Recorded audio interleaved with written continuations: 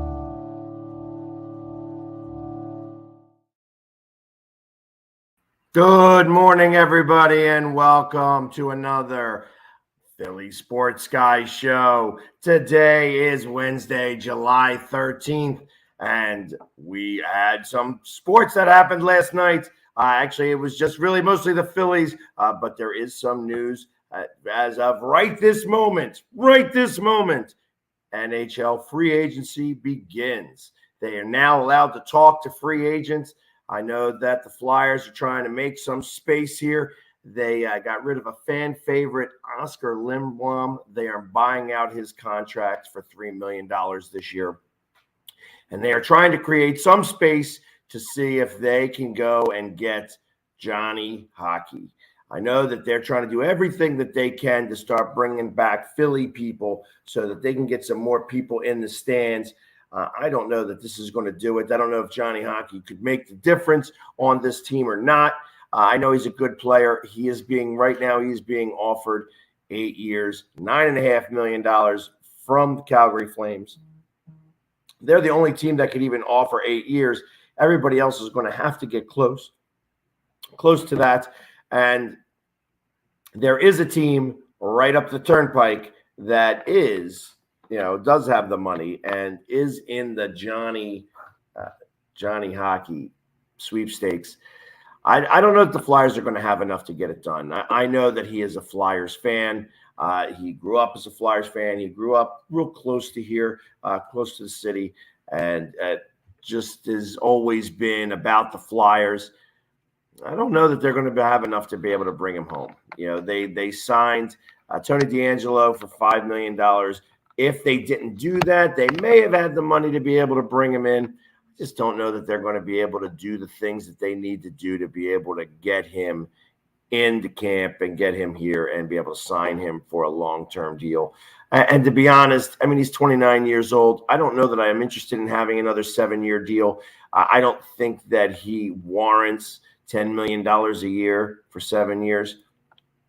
But, of course, I am not the GM. And unfortunately, the GM that we do have, I'm not sure that he's really the best GM, best suited for the job.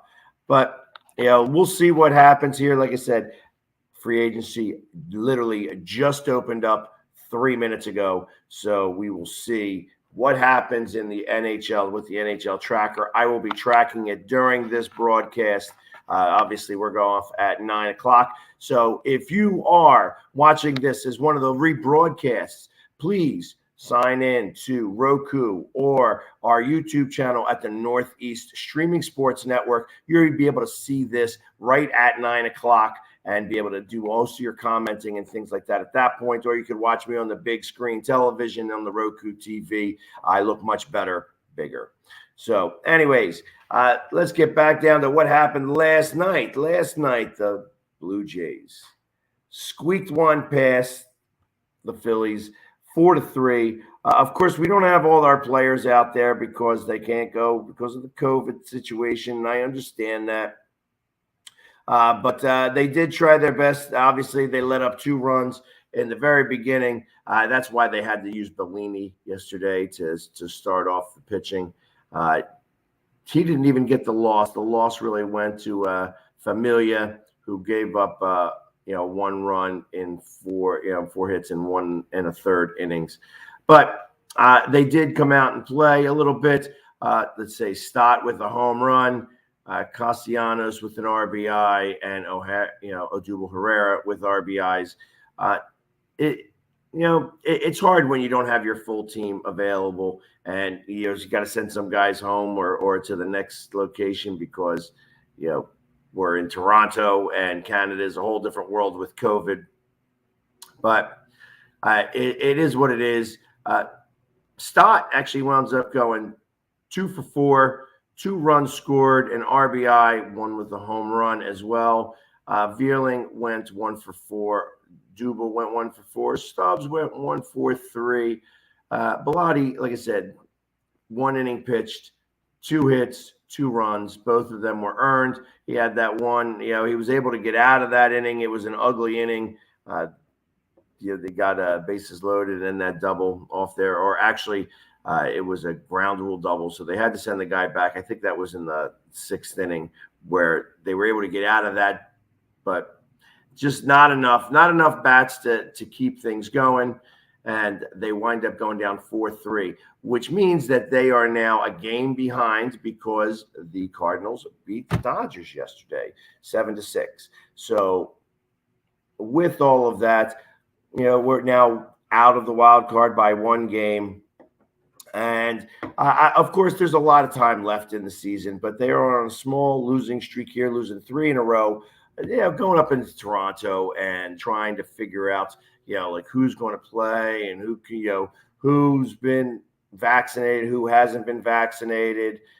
Canada's obviously a whole different world up there. So it's just, to go up there with half the people that you can is not really, most conducive, but, they were able to kind of put something together. Unfortunately, Schwarber and Hoskins, and Hall, all of them, no hits on the day. Castellanos did get a hit and an RBI, and Gregorius with another hit. So they only had 7 hits on the day, 3 runs scored. Only Stott with the home run. So, and today they have Wheeler going. Wheeler is going up against Stripling. Stripling has got a 4.3 record, a 3.34 ERA. In comparison to Zach Wheeler, who should have a little chip on his shoulder right now because he was not chosen for the All-Star game. I don't understand why he was not. I feel this is something that was like, he's 8-4 with a 2.46 ERA.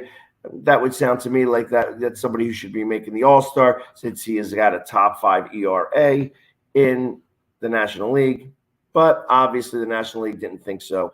So they have him sitting out. And when asked if he was, interested in going to this game, going to the All-Star game, if somebody was to get hurt or somebody was pitching and he needed to be a fill-in, he's like, I wasn't chosen.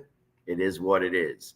So that sounds to me like, you know what? I'm going to show you why I should have been chosen. And, let's go compete for that Cy Young again, because obviously there's some good pitchers. Right now, I think we have a Dodger that's 11-0 right now.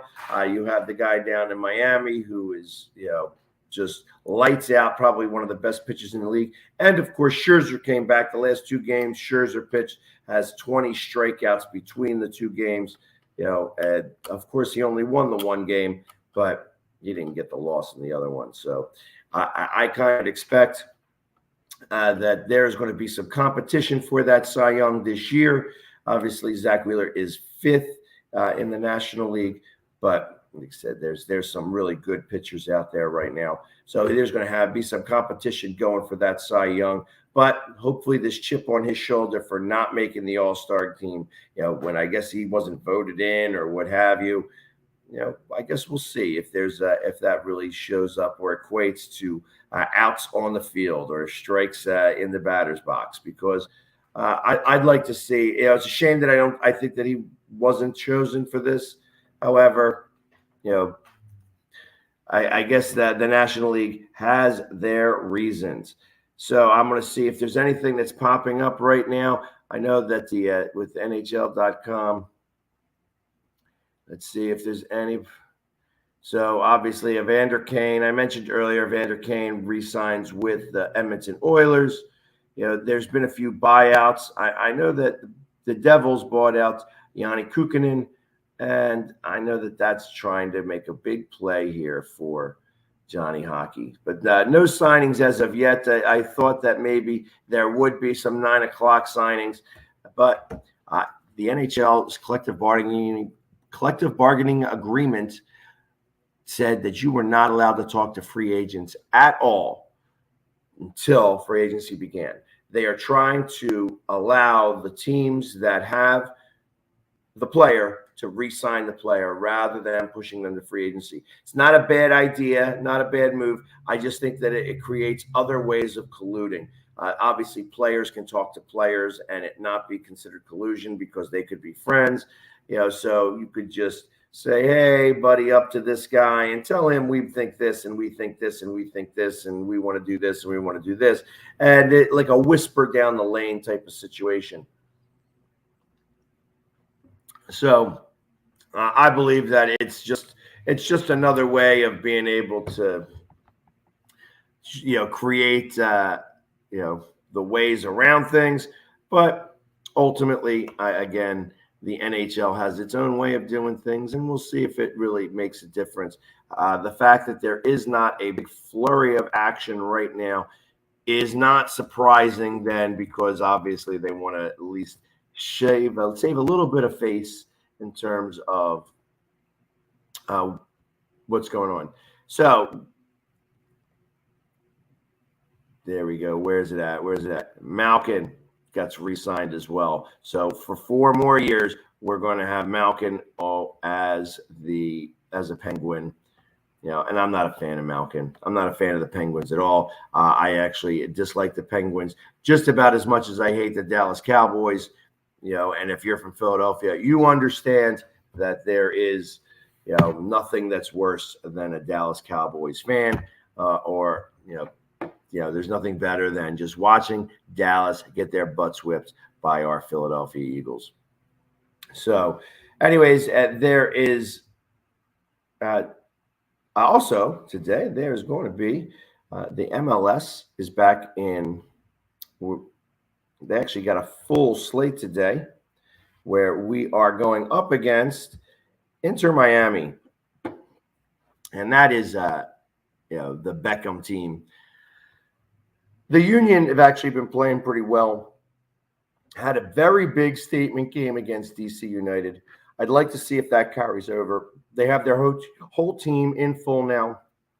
The under 20 CONCACAF, or I think it was the FIFA under 20. The kids are back. We had 4 kids who played for those teams, and they all came back now. So now we have a full squad. And I expect that Jim Curtin is going to use those guys as often as he can, especially since they came back with a win. The one kid wound up with the golden ball and the golden boot. The difference is the golden ball is the most goals scored in the tournament. The golden boot is the MVP of the tournament. So he did win both of them. And I expect that they are going to really start to shine now that they're back and make a full run for the MLS Cup. I feel like right now they are in second place in the Eastern Conference. I kind of feel that they are poised to make this run. I feel like they got stuck last year. Obviously, everybody wound up with COVID at the last second, and they were not going to postpone that game. And even after they didn't postpone the game, they really kept NY CFC, in check for most of the game. Unfortunately, in overtime, we did score a goal. They scored a goal, and then they wound up winning at the end there. So it is, and then, of course, they won the MLS Cup. It's New York. Don't worry. I think we got something for them this year. This is a much better team, and I expect that they are going to go compete for that MLS Cup. They just got to get there. And I feel that their record kind of shows that. They just got 9 ties, 2 losses, and 8 wins. So hopefully tonight we'll get our 9th win, because Inter Miami is 10th in the Eastern Conference, only with 6 wins, 8 losses, and 4 draws. So let's go to a commercial break, and we will be back momentarily after these commercial messages. About me and you, and I think to myself, what a wonderful world.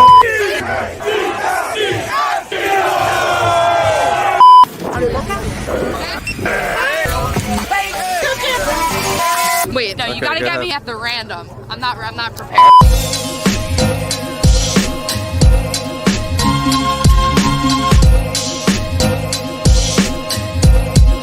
What a wonderful world.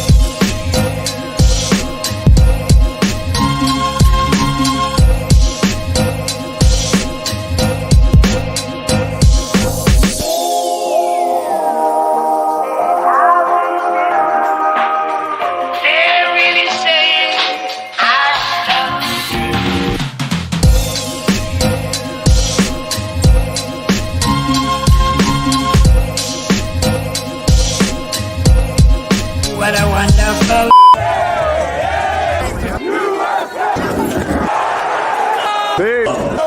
Wow.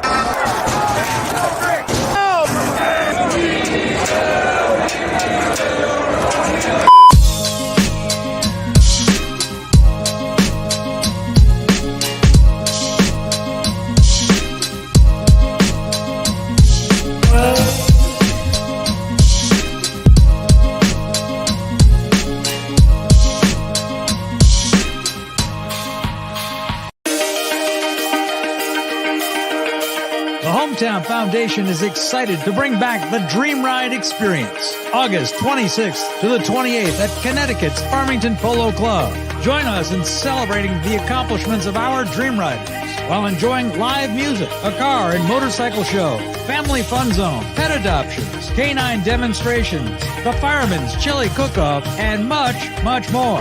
Get your tickets today. I mean, you can see right now, without LeBron, Lakers are struggling.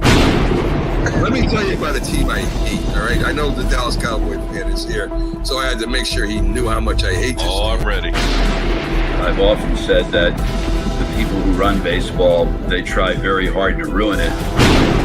I'm from Brooklyn. I don't have a problem saying it to his face. Oh, from Brooklyn. Hey, get us any.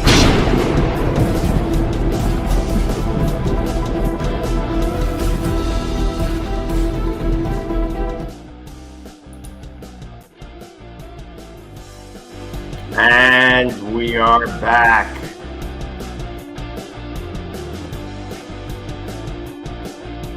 I dig this music.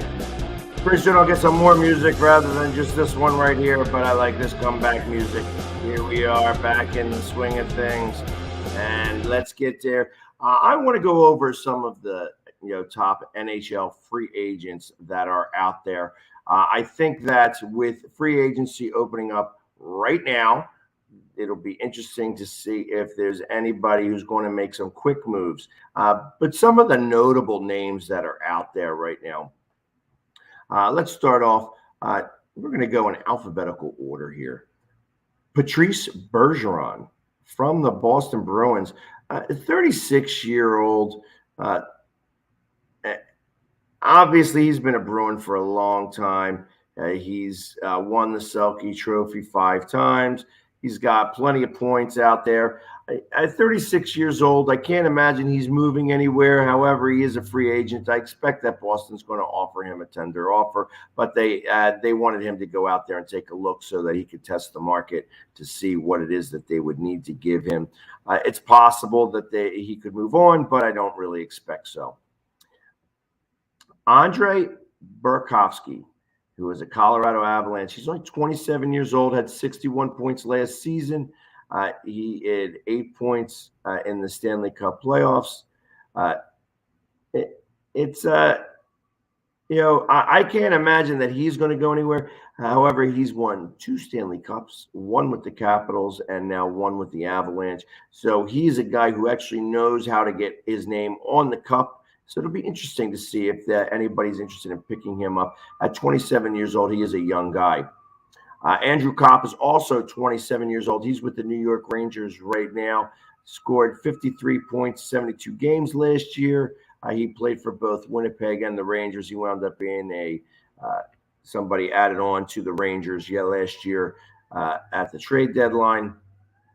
It'll be interesting. I know that the Rangers would like to keep him, but they're probably going to wind up having to move on because he's just going to command too much other money. Again, at 27 years old, he's young enough where he's going to be able to do this. Here's a really interesting name besides the big ones, Max Domi.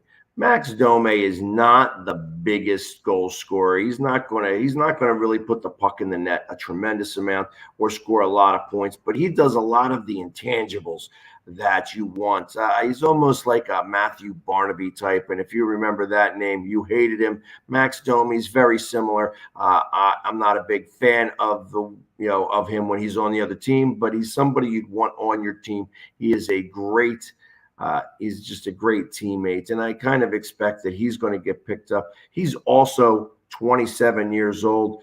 So he's at 314 points within his career. So he has been able to put the puck in the net. Last year, he just didn't do as well. So it may hurt his numbers testing the free agent market, but somebody's definitely going to pick him up. I don't know that he's going to remain in Carolina.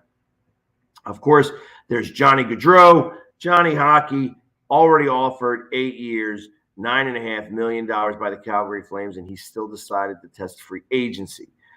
That kind of tells me, one, I mean, he might get $10 million a year, but I don't think it matters there. I think the fact that he is on the West Coast, I think he wants to come back east. And this is where the Flyers, I believe, could try to get him back into this area. I think realistically, they just don't have the money to be able to do that.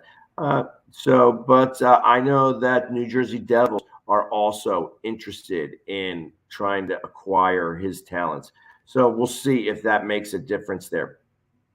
Claude Giroux.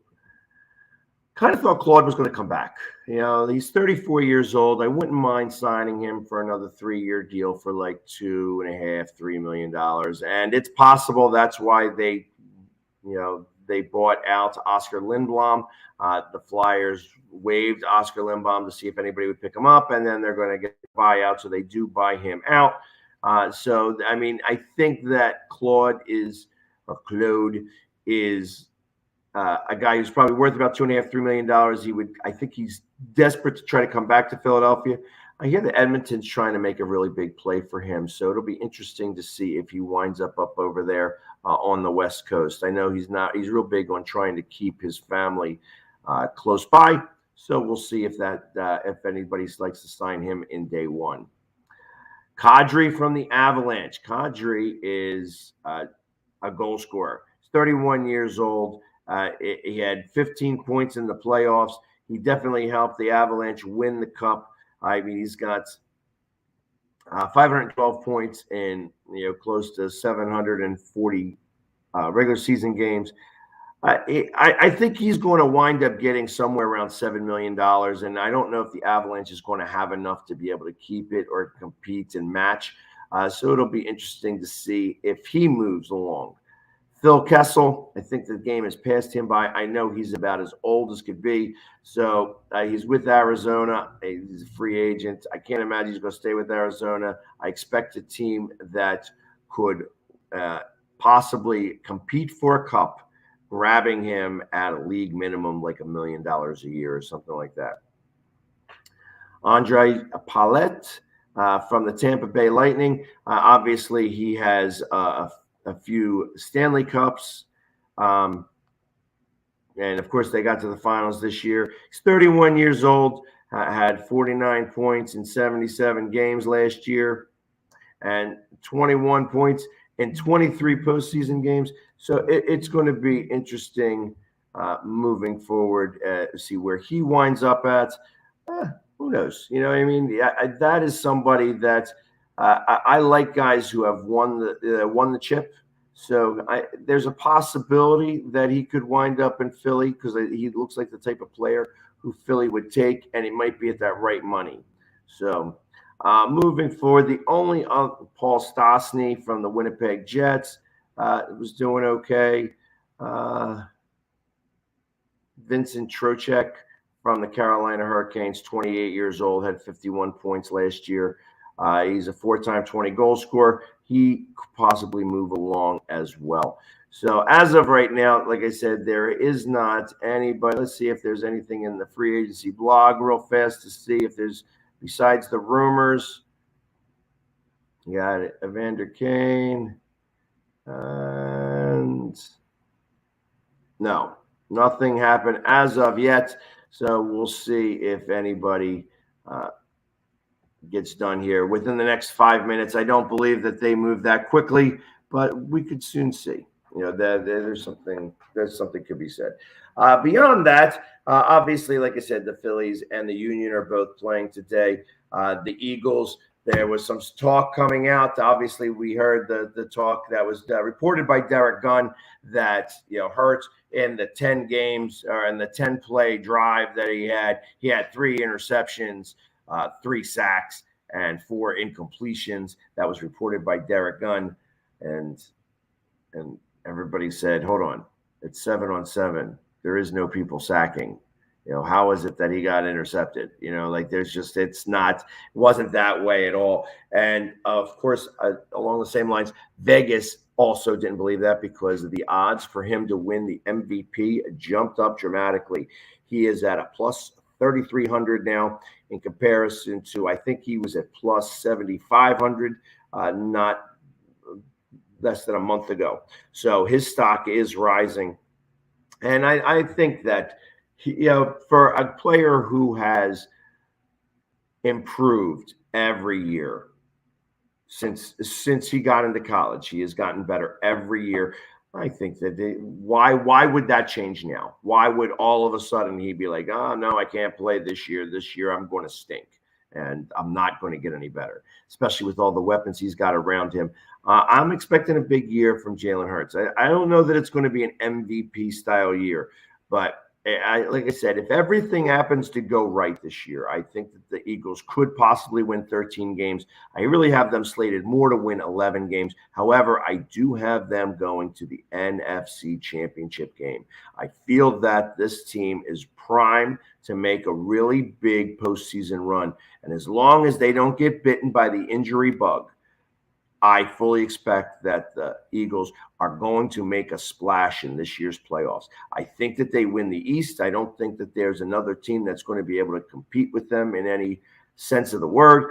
I know that I think Dallas took a big step back. I think that Washington did not take a big enough step forward. And I think the Giants are still going to need to figure it out a little bit.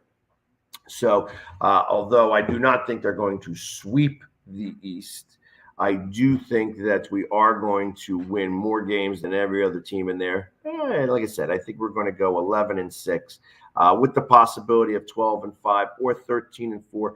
Or if the breaks happen in the wrong way, we could go 10-7. But I think 10-7 is going to be a good enough record to be able to win the East.